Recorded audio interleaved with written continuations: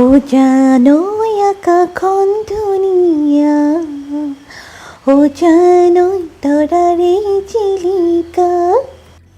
নমস্কাৰ বন্ধুসকল, গাঁৱৰে পৰি সপোন সুন্দৰী মই ৰইনাই প্ৰতিগৰাকী অসমীয়ালৈ অসমীয়া নৱবৰ্ষৰ লগতে ৰঙালী বিহুৰ হিয়াভৰা ওলগ যাছিলোঁ। আজি গৰু বিহু আৰু আমি এতিয়া গৰু গা ধুৱামগৈ, দেখাম কেনেকৈ গা ধুৱাইছোঁ। আচলতে পানী নাই, বাল্টিত পানী লৈ লৈছোঁ আৰু তেনেকৈ গা ধুৱাম আৰু সকলোলৈ বিহুৰ হিয়াভৰা শুভেচ্ছা যাছিলোঁ। আপুনি কুশলে থাকক, সুস্থ হৈ থাকক। ৰঙালী বিহুৰ আন্তৰিক শুভকামনা। এয়া আমাৰ পৰিয়াল আৰু আমি একেলগে গৰু গা ধুৱাওঁ।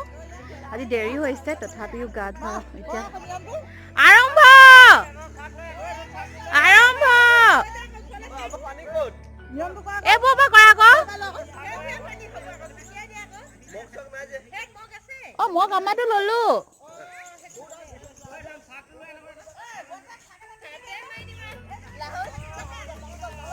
জয় ৰাম বোলা।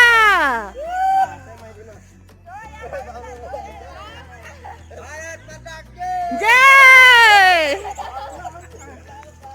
বেঙেনা খা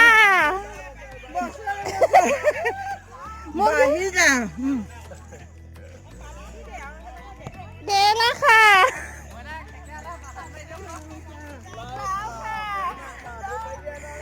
জাতিলা খা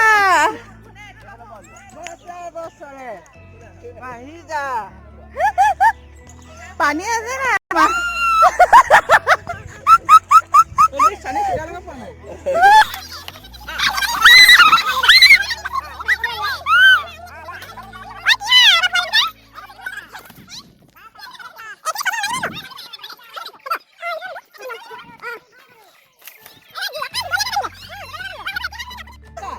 জেতুকা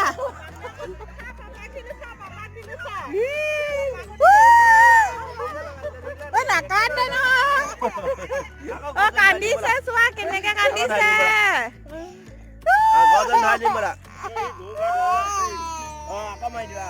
দিয়া লগাই দিওঁ অকণমান এনে আৰু নিয়মত আৰু দিয়া ভাল কিবা এটা হওক অকণমান লগাই দিছো।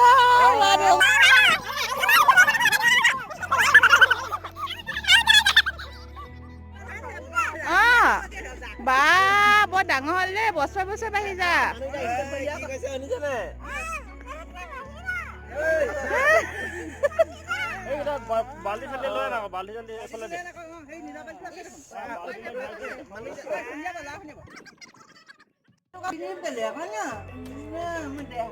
আজিতো গা ধৰি নাই ইংগো, গা ধুৱাব লাগিব দেই বেটা, আজি গা ধুৱাব লাগিব। বন্ধুসকল, এতিয়া মই গৰু গা পা ধুৱাই মেলি আহিলোঁ। এয়া দেখিছে, এয়া কি মাহ হালধি ন। আমি সকলোৱে পৰিয়ালৰ সকলোকে মাহ হালধি সানিলোঁ, মোকো সানিলে, আনকি কুকুৰলৈকে সানিছোঁ দেই। সানি মেলি আজৰি আৰু মোৰ এতিয়া ৰুম দুটা মোহাৰিবলৈ মুচিবলৈ আছিলে। তাৰ মাজতে গৰু গা ধুৱালোগৈ। গতিকে এতিয়া সেই দুটা ৰুম মুচি লওঁ, মুচি লৈ গা পা ধুই আজৰি হৈ আকৌ নতুন সাজত তোলা। আৰু আজি বাৰীত এতিয়া ভাইটিহঁতে আমলৰি পাৰিছে, আমলৰিটো, গতিকে সেইবিলাকতো চাফা কৰিব লাগিব। আৰু সৰুকৈ নিয়মখিনি কৰি মেলি আচলতে গৰু বিহু পালন কৰিছোঁ। ভাল লগা নাই, মনটো ইমান ফূৰ্তি নাই, একোতে আচলতে ফূৰ্তি লগা নাই। না বনাওঁতে ফূৰ্তি লাগিছে, না আজি শুই উঠি মই ভাবিছোঁ আজিতো গৰু বিহু, কিন্তু কিয় গৰু বিহু লগা নাই।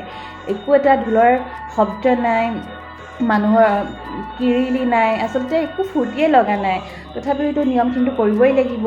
গতিকে নিয়মখিনি কৰি মেলি আমি সামৰি ৰাখিছোঁ আৰু স্বামী নাই, গতিকে মনটো বেয়াও লাগি আছে। আনকালে সকলো থাকে, কিন্তু এইবাৰ ভাগ্য নহ'ল আচলতে।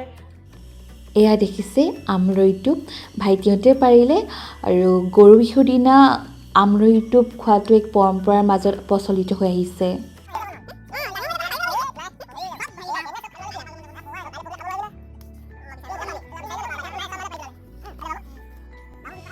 পানীত তিয়াই ৰখা উখোৱা চাউলৰ পঁইতা ভাত, পানী টেঙা, আমৰলি কণী ভাজি, লগতে আছে বিলাহী, আলু আৰু বেঙেনা পিটিকা। গৰু গা পা ধুই আজৰি হৈ আমৰলিটো পাৰিলে আৰু তাৰ পাছত তেওঁলোকে চাৰিটিয়াই মিলি ঢোল বজাই বিহুগীত জুৰিলে। বিহুগীত জুৰিছে যদিও ভুলে শুদ্ধে জুৰিছে। আমাৰ ঘৰৰ পুখুৰীৰ মাছকেইজনী দেখিছে কিমান ধুনীয়া নহয়নে? আৰু এইকেইজনী মাছকে আচলতে গৰু বিহুৰ দিনা আমি খাদ্য হিচাপে গ্ৰহণ কৰিলোঁ। এয়া মোৰ বোৱাৰী হয়, ভাই বোৱাৰী, আৰু ভাই বোৱাৰীয়ে হুঁচৰি নাম জৰিছে, লগতে ভাইটিয়ে ঢোল বজাইছে।